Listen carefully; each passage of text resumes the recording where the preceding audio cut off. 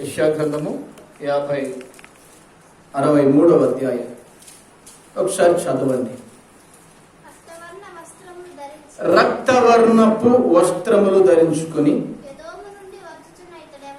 ఎదోము నుండి వచ్చుచున్న ఇతడెవడు? శోభిత వస్త్రము ధరించిన వాడై గంభీరముగా నడుచు బ్రోత్సా నుండి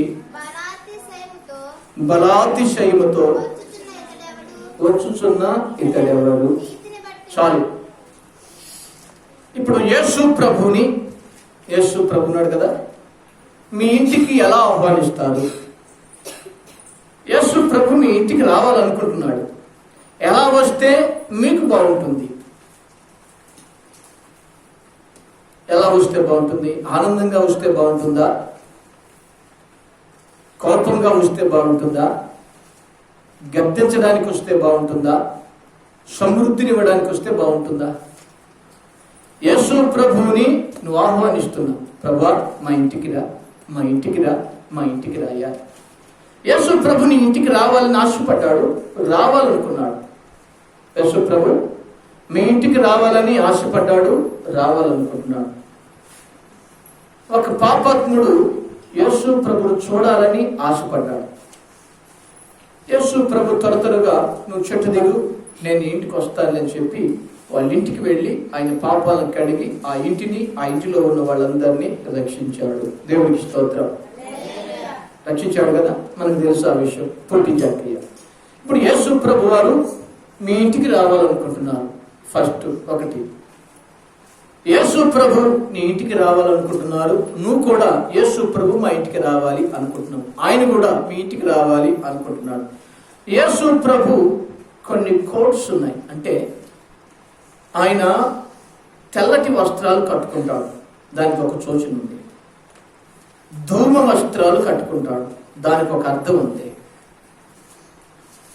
శోభి వస్త్రాలు కట్టుకుంటాడు, దానికి ఒక అర్థం ఉంది. ఇంకా రక్తవర్ణపు వస్త్రాలు కట్టుకుంటారు, దానికి ఒక అర్థం ఉంది. ఇప్పుడు యేసు ప్రభు వారిని నేను ఒక ప్రశ్న వేస్తున్నా మీకు. ఇంకా చాలా రకాలైనవి ఉన్నాయి.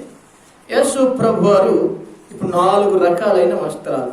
ఒకటి శోభి వస్త్రము, రెండవది తెల్ల వస్త్రము, మూడవది ధూమ వస్త్రము, నాలుగవది నేను చెప్తా వినండి. ఎర్రటి వస్త్రము. మీకు సింపుల్గా అర్థం కావడం కోసం, ఎర్రటి వస్త్రము, మచ్చలు కలిగిన వస్త్రము, తెలుపు బ్లూ కలర్, పొగడు చూసారు, పొగ రంగు కలిగిన వస్త్రము. ఏమండి? తెల్ల వస్త్రం, తెల్లది, పొగ రంగులో ఉండదు, మచ్చలు కలిగింది. ఈ ఎర్రటి వస్త్రం ఎన్ని రకాలు చెప్పాను? ఒకటండి తెలుపు, ఫస్ట్ తెలుపు అనుకున్నాను. తర్వాత తెలుపు ఎరుపు, సింపుల్గా మీకు అర్థం కావడం కోసం.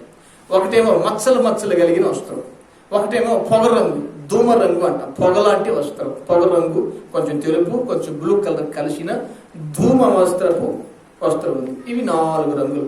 ఇప్పుడు ఈ 4 రంగుల్లో యేసు ప్రభు నీ ఇంటికి రావాలనుకుంటున్నారు. నువ్వు కూడా యేసు ప్రభుని నీ ఇంటికి రా ప్రభు అంటున్నావు. ఈ 4 వస్త్రాల్లో ప్రభు ఏ వస్త్రాలు కట్టుకుని ఇంటికి రావాలని కోరుకుంటున్నావు? ఇది నేను మీకు వేసే ప్రశ్న. మీ ఇంటికి యేసు ప్రభు రావాలంటే ఏ వస్త్రాలు కట్టుకొని మీరు రమ్మంటారు? దానిలో ఉన్న అర్థం మీకు తెలియదు కదా. నేను సింపుల్గా అడుగుతున్నా, అసలు మీ ఉద్దేశాలు.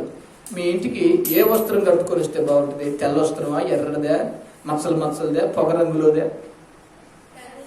చెప్పండి. తెల్లడిది కట్టుకొని రావాలంటే తెల్లది అని కోరుకున్నారుగా, తెల్ల రంగు అని కోరుకున్నారుగా, మంచిది. ఇప్పుడు తెల్ల రంగులు కావాలి. ఇక్కడ చెప్పు, మొదటి వాక్యం, మొదటి రంగు చదువు. రక్తవర్ణపు వస్త్రాలు ధరించుకొని ఏ దేవుడి నుండి వస్తున్నా ఇతను ఎవరు? చాలు. తర్వాత ఏ రంగు ఉందంటే శోభిత రంగు, అంటే మచ్చలు కలిగిన రంగు. ఏమండి? ఇప్పుడు యేసు ప్రభు తెల్ల రంగు గురించి మీరు చెప్పలేదు ముందు. నేను ఫస్ట్ చెప్పినప్పుడు తెలుపుని లాస్ట్లో చెప్పాను, మీకు అర్థం కావాలని. తర్వాత ఫస్ట్లో చెప్పాను కదా. తెలుపు దేనికి సాదృశ్యం? చెప్పండి. తెలుపు రంగు దేనికి సాదృశ్యం? యేసు ప్రభు ఎప్పుడు తెల్ల వస్త్రాలే కట్టుకోడు. ఫస్ట్ అది గుర్తుపెట్టుకోండి. తెల్ల బట్టలు కట్టుకున్న వాళ్ళందరూ పరిశుద్ధులు కాదు. తెలుపు శాంతికి సూచన, సమాధానమునకు సూచన, నిష్కల్మషమునకు సూచన. తెలుపు అనేది దేనికి దేనికి సూచన? తెలుపు రంగు కళంకము లేని హృదయానికి, ఎప్పుడు శాంతిగా ఉండే తత్వానికి సూచన, ఎప్పుడు సమాధానంగా ఉండడానికి సూచన. ఏంటిది? ఏ రంగు? తెల్ల రంగు. ఇప్పుడు నువ్వేం కోరుకున్నారు? మీరు మాకు తెల్ల రంగు బట్టలు కట్టుకొని యేసు ప్రభు మా ఇంటికి రావాలి అని కోరుకున్నాం. తెల్ల రంగు కట్టుకొని ఆయన రావాలంటే ఆయన చెప్పిన మాటలు నువ్వు ఎలా ఉండాలి? శాంతమూర్తిగా నీవు ఉండాలి. ఫస్ట్ నీ ఇంటికి తెల్ల బట్టలు వేసుకుని ఆయన రావాలంటే. రెండవది సమాధానం. నువ్వు సమాధానంగా ఉండి అనేకులను సమాధానపరిచే బిడ్డగా నీవు ఉండాలి. నేను సింపుల్గా మీకు అర్థం కావడం కోసం చెప్తున్నా. ఎందుకంటే తెలుపు రంగు మంచిది, యేసు ప్రభువుకు చూసింది. అది శాంతికి. పరిశుద్ధాత్మ యేసు ప్రభు మీదకి వచ్చినప్పుడు తెల్లటి పావులు మోలే కనపడ్డారు. ఎలా కనపడ్డారండి? తెల్లటి దగదగదగ మెరిసిపోయే పావులులా కనపడ్డారు. తెల్లటి రంగే కదా. పరిశుద్ధాత్మ రెండు రకాలుగా కనబడతారు. ఒకటి అగ్నిలా, ఒకటి తెల్లటి మహిమల. పరిశుద్ధాత్మ రూపేంటి? పరిశుద్ధాత్మ రూపేంటి? మీ అబ్బాయి రూపం ఎలా ఉంది? ఎలా ఉంటుందని? మీ అబ్బాయి రూపం నీలా ఉంటుంది, లేకపోతే మీ ఆవిడలా ఉంటుంది, లేకపోతే మీ తమ్ముళ్ళలా ఉంటుంది, లేకపోతే మేనమావుల పోలికల్లా, లేకపోతే ఇప్పుడు తాతల పోలికల్లా ఉంటుంది కదా. పరిశుద్ధాత్మ యొక్క రూపం అగ్ని వలె ఉంటుంది ఫస్ట్, తర్వాత తెల్లటి మహిమ వలె ఉంటుంది. దేవునికి స్తోత్రం. ఇప్పుడు యేసు ప్రభు తెల్లటి బట్టలు కట్టుకొని నీ ఇంటికి రావాలంటే మొట్టమొదట యేసు ప్రభు లాంటి మంచి మనసు నీకుందా? ఎలాంటి మనసు? యేసు ప్రభుని ఇంటికి రావాలంటే నీకు ప్రశాంతతను, నీకు సమాధానమును, కల్మషము లేని మనసు నీకుంటే ఆయన ఇంటికి వస్తాడు. ఇవి నీలో ఉన్నాయి అనుకోండి. సమాధానం అంటే ఏమిటి? శాంతి అంటే ఏమిటి? శాంతి అంటే ఏమిటండి? ఒక చిన్న మాట చెప్తా, నా వైపు చూడండి. ఒక పరాక్రమశాలి కంటే దీర్ఘశాంతుడు గొప్పవాడు. 100 మందిని చంపేవాడి కంటే ఎప్పుడూ ప్రజల పట్ల శాంతంగా ఉండేవాళ్ళు గొప్పవాళ్ళు. ఒక రాజ్యాన్ని పట్టేవారి కంటే శాంతంతో ఒక రాజ్య స్థాపన చేసేవాళ్ళు గొప్పవాళ్ళు. శాంతము అంటే బలం కంటే, చూడండి, బలమైన దానికంటే, పరులను రాజులు ఆక్రమించే దానికంటే, 10 మందిని కొట్టగలిగే దానికంటే కూడా మనిషి ఎప్పుడు శాంతంగా ఉండడమే దేవుని దృష్టిలో గొప్ప. తెలుపు దేనికి సాదృశ్యం? ముందు శాంతానికి సాదృశ్యము. మరి యేసు ప్రభు నీ ఇంటికి రావాలని కోరుకుంటున్నావు. యేసు ప్రభు కూడా వస్తానంటున్నాడు. యేసు ప్రభు నీ హృదయంలో ఏముందో దాన్ని చూసి ఆ బట్టలు కట్టుకొని వస్తాడు. అది గుర్తుపెట్టుకోండి. ఏంటిది? నీ హృదయంలో ఏ తలంపులు అయితే ఉన్నాయో దానికి తగ్గ వస్త్రాలు కట్టుకొని వస్తాడు. నీ హృదయంలో ప్రశాంతమైన ప్రేమ ఉందనుకో, విశ్వాసం ఉందనుకో, అన్ని విషయాల్లో శాంతంగా ఉండే స్వభావాన్ని నువ్వు అలవాటు చేసుకున్నావనుకో, తగ్గులు వచ్చినప్పుడు కానీ, భార్యాభర్తల మధ్య కానీ, పిల్లల మధ్య కానీ సమాధాన పరుస్తూ సమాధానంగా నువ్వు ఉండగలిగినప్పుడు యేసు ప్రభు మా ఇంటికి రాయంటే ఆయన చెప్పా పెట్టుకున్న తనకున్న బట్టలు అక్కడ విడిచిపడేసి తెల్లటి వస్త్రం నీ కోసం కట్టుకొని నీ ఇంటికి వస్తాడు. నీ ఇంట్లోకి రాగానే నీ ఇల్లు, నీకున్న సమస్తము తెల్లగా అంటే ఆనందంగా వెలుగుతాయి, సంతోషంగా వెలుగుతాయి. తెల్లటి బట్టలు ఎవరెవరు కట్టుకుంటారు? దేవుడు కట్టుకుంటాడు కదా. మరి దేవదూతలు కూడా తెల్లటి దగదగతగా మెరిసిపోయే బట్టలే ఉంటాయి వాళ్ళకు కూడా. విన్నారా? వీళ్ళు ఎప్పుడు కూడా దేవుని సన్నిధిలో సమాధానపరిచే బిడ్డలుగా, శాంతమూర్తులుగా. 2-3 విషయాలు చెప్తాం. 1 చూడండి, శాంతము. 2 సమాధానము. 3 నిష్కల్మషమైన మనస్సు. యేసు ప్రభు చెప్తారు, మీరు పావురాలు వలె నిష్కళంకులుగా ఉండండి. పరిశుద్ధాత్మ దేవుడు యేసు ప్రభు మీదకి ఎలా వచ్చాడండి? పావుల రూపంలో వచ్చాడు కదా. మీ హృదయాలు ఎలా ఉండాలంట? నిష్కళంకంగా ఉండాలి. కళంకము లేని హృదయాల్లో మీరు ఉండాలి. మీ హృదయాల్లో చెడమాటలు, తిట్లు, పనికిమాలిన మాటలు, వ్యర్థమైనవి, పోకిరి చేష్టలు లాంటివన్నీ ఉండే అనుకో, మన హృదయం కళంకంతో ఉందా, నిష్కళంకంతో ఉందా? చెప్పండి. కళంకంతో ఉన్నట్లేగా. అది నిష్కళంకంగా మారాలంటే మన హృదయాన్ని శుభ్రం చేసుకోవాలి. అప్పుడు అది కళంకము లేని నిష్కళంకమైన పావురపు రూపాన్ని ధరించిన పరిశుద్ధమైన హృదయంగా ఉంటుంది. అర్థమవుతుందా? ఒకటే ఉండాలి. యేసు ప్రభుని ఇంటికి రావాలంటే నీ కాడ ముందు నువ్వు శాంతాన్ని నేర్చుకోవాలి. అన్ని విషయాల్లో శాంతంగా ఉండటం నేర్చుకోవాలి. రెండవది ఏమి నేర్చుకోవాలి తెలుసా? సమాధానంగా ఉండటం నేర్చుకోవాలి. పొరుగు వారితో, ఇరుగు వారితో, ఎవరితోనైనా ఫస్ట్ సమాధానంగా ఉండటం నేర్చుకోవాలి. నీ భార్యతో, నీ పిల్లలతో, నీ భర్తతో ఎలా ఉండాలి? సమాధానంగా ఉండటం నేర్చుకోవాలి. నువ్వు శాంతంగా ఉంటూ, సమాధానంగా ఉంటూ, నిష్కల్మషమైన మనసుతో ఉంటే యేసు ప్రభు వారు ఆయన బయలుదేరి శ్రేష్టమైన దగ మెరిసి తెల్లని వస్త్రాలతో నీ ఇంటికి వస్తారు.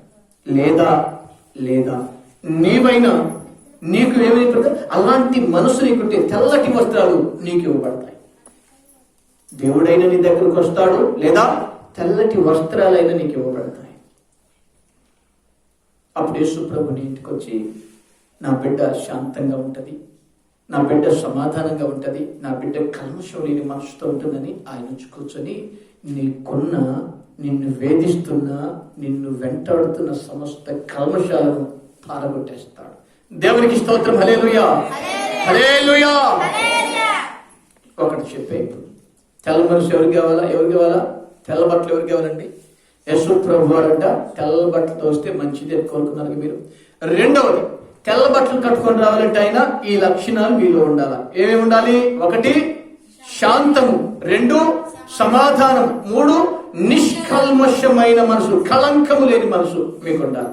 అప్పుడు ఆయన తెల్లటి బట్టలు కట్టుకొని వచ్చి నీకు తెల్లటి బట్టలు ఇచ్చి నీ జీవితాన్ని, నల్లగా ఉన్న నీ జీవితాన్ని తెల్లగా ఆనందంగా మారుస్తాడు. దేవునికి స్తోత్రం చెప్పడం ఒకసారి.